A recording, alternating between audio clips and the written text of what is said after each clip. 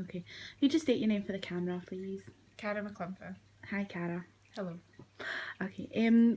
How would you define bullying in the workplace or in any environment? I would define it personally as feeling excluded, feeling down, having someone doubt yourself, your confidence, just taking a knock. If personally, if you were like a kind of bubbly person and just going, and maybe seeing someone just enclose on themselves and being dead quiet. Yeah. Have you ever had an experience where you were bullied in the workplace? And if so, can you tell us a bit about it? Yeah, it was recently, just at the start of the year, in a workplace where I had felt that I was being picked up on. So it first of all, it had started through email. So a lot of the kind of social side of things, like it wasn't like any kind of physical bullying or anything. So it was picked up through email, people talking about us, just making it generally really kind of awkward environment to work in, feeling very uncomfortable. Reported it, but nothing really happened as I moved departments. Then came back to the same department and it just started all over again. Got reported to my manager, getting accused of doing stuff. But at this point, it was 4 people against me as opposed to it just being one person against me to start with, and just making us feel very low. Didn't want to go to work. Started impacting on my health, migraines, as a side effect of the migraines. Lost my sight for like a couple of hours, maybe a day or something like that. Just horrible, horrible. So it was. Yeah. So it was a group of people, it wasn't just one person, and it was picked up by the managers so they knew about it? Well, it was the allegation was reported by 2 people to the manager first of all, and the accusation then was brought to my attention. I I denied doing what it was that they had said I had done. So because of that, it then had to go through formal investigations where everyone who accused were interviewed and everything had to be collected together and conclusions drawn to whether it was true or false. Yeah. So the outcome, what happened with the outcome?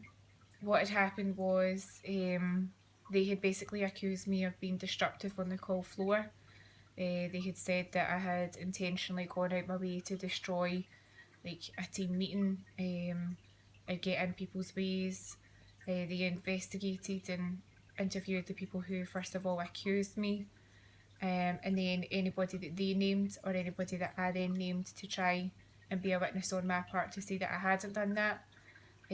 Took I think it took roughly around 8 weeks or so to fully come together for me to get my decision, and it had turned out that they had believed them over me, despite my best efforts of trying to say to them that I hadn't done what I'd been accused of. But it had very much felt like it was them against me.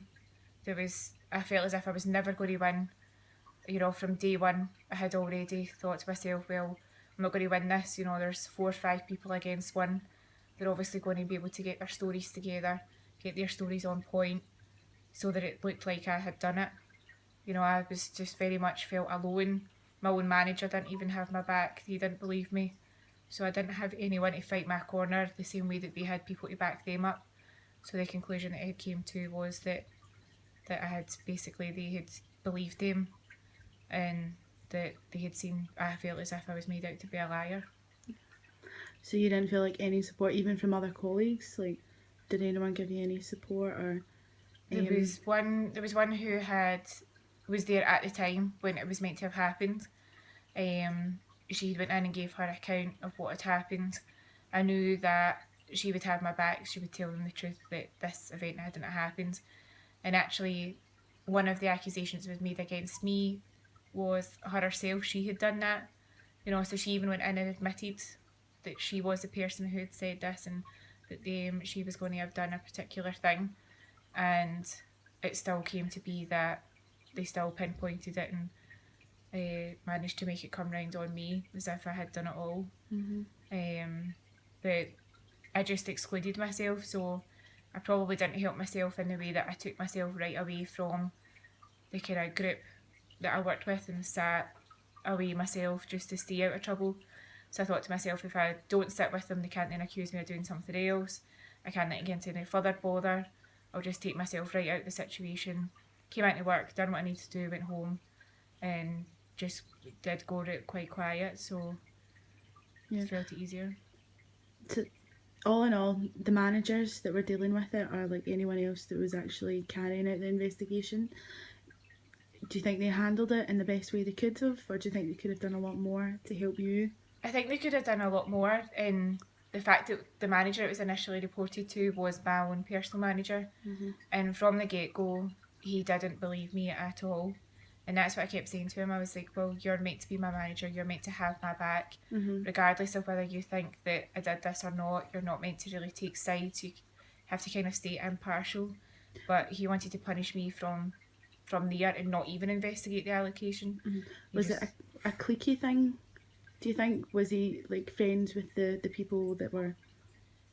He wasn't friends as such with who had made the accusation, but a couple of people who did make the accusations do have quite authoritative figure within the department. You know, people tend to look up to them for some reason, and I don't know if it's because they're quite loud, whether they were scared that they would maybe say something that could maybe put that manager, like he had just been given that role, so as well a part of me thought he's out as if he's going to prove, like he has to prove something, like you know, to show his boss that he can be a manager.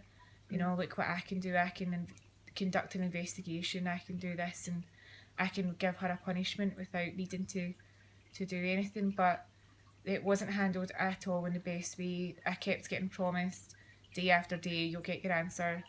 Tuesday to come along, you'll get your answer. That Friday, I promise you'll get your answer. Nothing. And then it just dragged on and on and on, to the point where it was like, you know, nearly 8 weeks later. And in amongst all this, the manager who was responsible for recording the notes had lost them. He hadn't saved it properly, and everything got erased, and I effectively had to start again. So, what advice would you give to other people going through this at the moment? Like, do you have any coping mechanisms for it?